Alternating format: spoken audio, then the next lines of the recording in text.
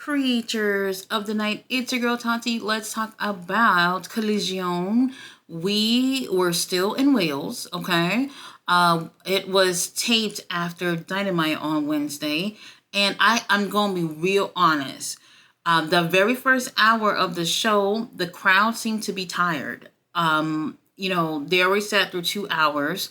I don't think that there were any like Ring of Honor tapings or any other tapings around that. Maybe it was just Collision and also Dynamite. But whatever the reason was, it just seemed to just like, not that they weren't into it, they just wasn't lively that first hour. We started off with the conglomeration, Lord have mercy, which was Orange Cassidy, Mark Briscoe, and Kyle O'Reilly, Ishii on commentary. Yes, you heard that right. Ishii on commentary. Did he say a word? No, he did not. But it was great to see him sitting out there with the headset and just looking like a disappointed father who's just going to be disappointed in you whether if you win or lose. And I like that vibe. I was cool with it. We did also have the Undisputed Kingdom come out. There were the conglomeration opponents. And as soon as they come out, you already know where this is going. And for me, you guys know I love heels. I'm always going to be cheering for the bad guys for the most part. And it's just so predictable in terms of who's winning it. When you see Orange Cassidy out there, you already know what's going to happen. And that's exactly what happened. It really was a great opening match. The crowd, they just kind of was quiet for the most part throughout this match. We did have like towards the end where it just seemed like everybody's trying, and they always do this with multi-man matches. Everybody is just hitting a spot after spot after spot after spot until everybody's laid out. And there seems to be a slight, miscommunications between everybody in the ring where it's just like, all right, what are we doing? We're just doing the most right now. And, it just took a turn for the worse for a couple of seconds. And then we got back on track. But the conglomeration ended up taking the win with Kyle O'Reilly putting Matt Taven into a guillotine. And Matt he didn't even tap. I did not see Matt tap. But I'm guessing the ref just, it was based off like the ref just stopping the match saying that, well, Matt don't look like he moving, so he must be out of it. And they end up taking the win. And honestly, I'm over it. And, I get it. Like, pro wrestling is very pro babyface, and I get it. But it just seems like consistently for weeks now, we've been getting like the conglomeration on every freaking episode, and they're always winning. I can only think of one time that they actually lost something, and I'm just bored with that seeming to be the case. They do end up later on. We had Shibata before his match. He is backstage with Dustin and Sammy Guevara with the new tag titles. They're rubbing it in our faces. And Dustin ends up saying, hey, you know what? Everybody in the UK, we're coming over there. We're going to have a Texas invasion or whatever with the Von Erich, Sammy, and Dustin. And they're also bringing Shibata along. And he's going to be an honorary Texan. And I was like, oh, okay, that's cute. I wonder who they're going to be fighting. But then they end up announcing for their 0 hour that they will be going against the Cage of Agony and the Kingdom. And I'm looking at this and I'm just like, oh, so y'all going to be winning again. I am over it. Over it. After this, we do have the ladies in action. We have Willow Nightingale versus Harley Cameron. To be honest, I'm not even going to lie. I was like, this should... one of those situations where it's just like, this should be a squash, And it actually wasn't a squash. Harley actually, had some good moments against Willow, which kind of surprised me because I don't think anybody believes that Harley could really, I don't know. I had not even seen her in 10 matches. For real. And the most that she's been doing has been these past few weeks. This is the most that she's actually ever wrestled in AEW. So prior to the whole time that she's been in AEW, we have not really seen her do anything. So her kind of having just a few minutes with Willow kind of seemed a bit unbelievable to me. But hey, she's growing. She's seeming more comfortable in the ring. But hey, we all know Willow Nightingale, she has a CMLL women's title. She's going to be on the pre-show teaming up with Ishii, who is still on commentary watching Willow Nightingale. And Willow goes over and she gives him a hug and a kiss. I'm just like, oh, this is so cute. Ishii is just sitting there with a poker face once again. And I'm just like, holy shit, I love this guy. He's awesome. Willow takes the win, and rightfully so. Now, after this, we have Private Party back there, and they basically announcing that they're the DJs, the MCs, or whatever the hell of All In. And, well, at least they're doing something with them, but honestly, for real, they've been cooking, okay, on Rampage with these tag matches. And I'm just like, this is what I'm talking about when I'm saying that there are very talented people on the roster, but they'll never really make it in those big key spots, especially in a big pay-per-view like this. They've been putting work, and I know Mark Quinn was gone for like a year or so with his injury, but since they've been back as a team, they have been doing absolutely amazing with each other, and they'll never get these big opportunities, at least not anytime soon. But as long as they the MCs of the show, then that's all that matters, right? After this, we do have Shibata versus Jay Lethal, and I'm just like, oh, this is gonna be so good. I cannot wait. But then Shibata comes out, and I didn't notice this until just about the bell rung, and Sammy Guevara and Dustin Rosa out there, and I was just like, oh, I don't want to see y'all. What y'all out here for? Satnam singing them. They out there.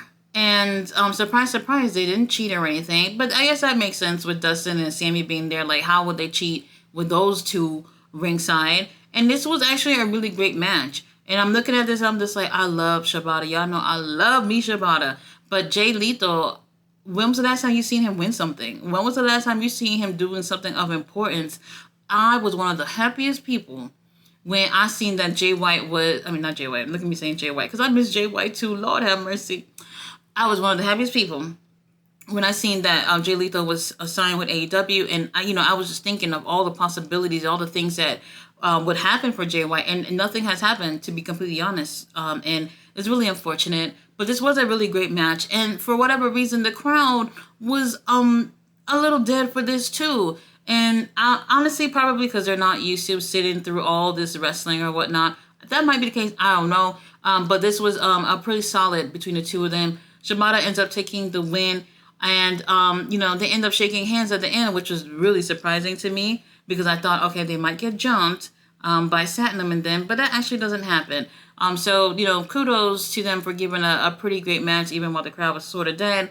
But we need to do more with Jay Lethal. This guy is a tremendous talent. He ain't gonna be doing this forever. Tony Khan, after All In, I think we need a bit of a shift in this roster in terms of seeing more people, of different people getting better opportunities, because, man, Jay Lethal being on this roster and not really doing what fans would love to see him do, it's a waste. It's a waste. Now, after this, we do have a video package of Stokely getting ready, ring ready, a training and all that. And I'm just like, oh, when they were showing him training, I thought that, like, he had, like, a stunt man doing whatever moves he's supposed to be moving, but I guess it was him. They actually make it to the ring, and they go against these local talent. And that's when I actually started hearing the crowd more, because, obviously local talent's going to get some love. So they were cheering for them. However, Stokely, I guess he hit like two moves, one of them being a spine buster. And the guy that he did this on was just about his size. And, Statlander doing most of the work. And I love it how they get into the ring. Statlander actually picks up Stokely like a toddler and puts him on the first step of the damn steel steps, and it's just like, what the fuck? This is crazy. They won, and it's not like we supposed to fucking like jump for joy or anything, because these people that they're going against, they don't necessarily, this is no shade to them, but they don't compare even in size in terms of Willow Nightingale and Ishii. So this is a totally different new ball game for Stokely tomorrow when he actually goes against a Stone Pitbull, because this is not going to be pretty for you, Stokely. So you had your little practice, you had your little fun. Tomorrow is the real work. Now, this right here warmed my dark heart.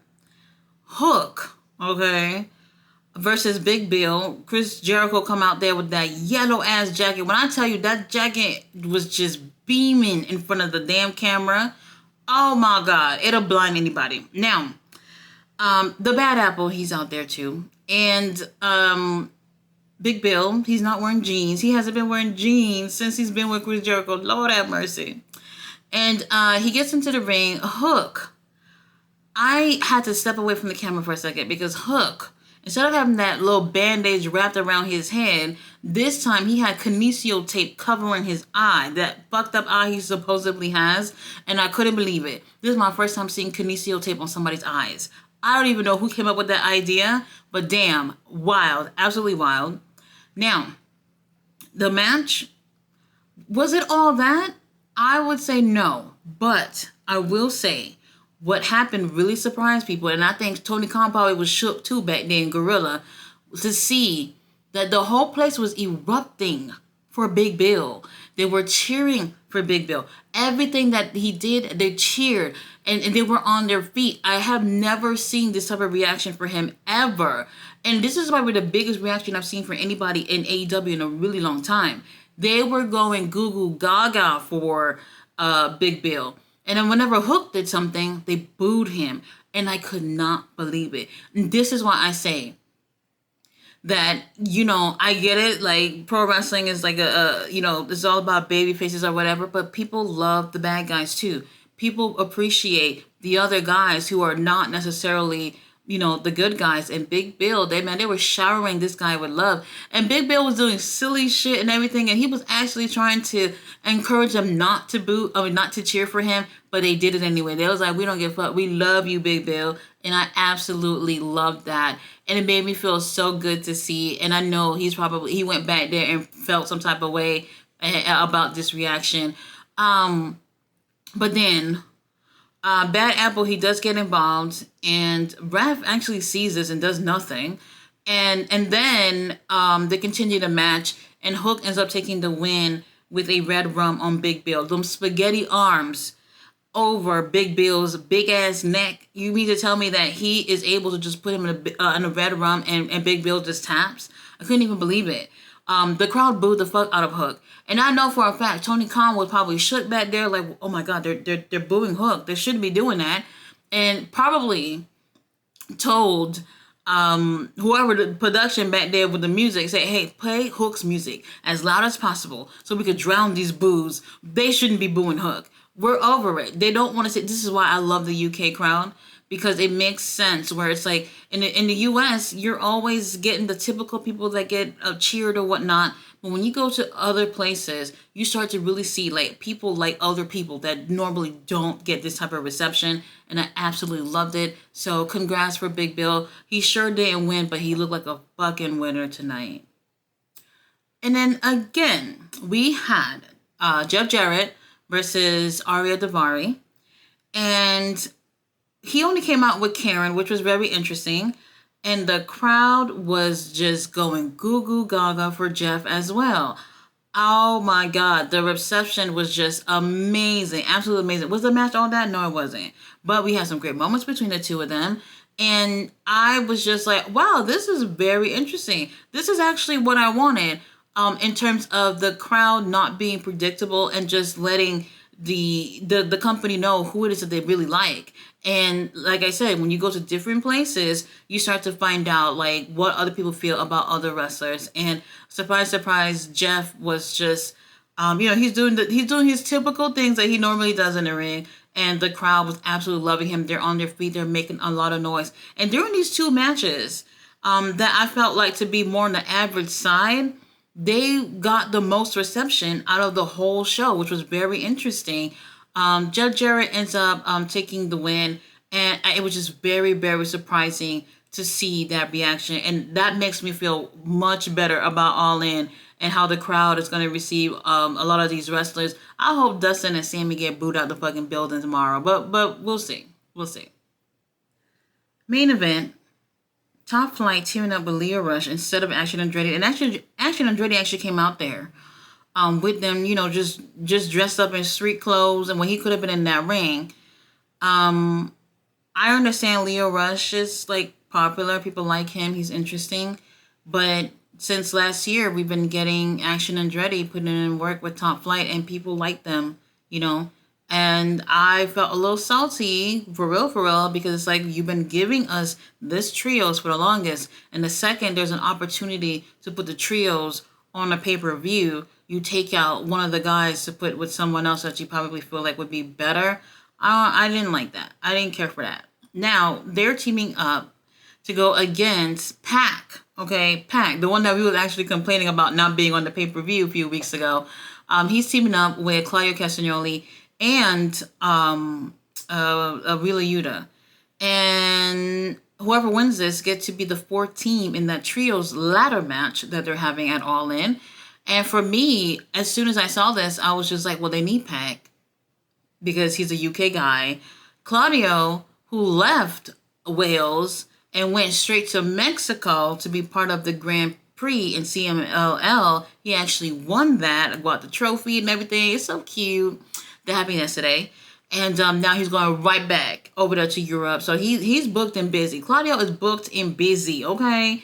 And, I kind of I know with them teaming up, brought people back to speculating that the Lucha Brothers is probably going to WWE. I ain't speculated a damn thing. Penta already said it, that they ain't going nowhere. He already said it, and that's what I believe. Now, really great main event. I did enjoy it. And yes, Leo Rush is a great, team with Top Flight. But I still was like, well, consistently we've been getting Action Andretti, and I think it would have been cool if they would have had the opportunity to go and participate at the pay-per-view. That Action Andretti would have been a better choice.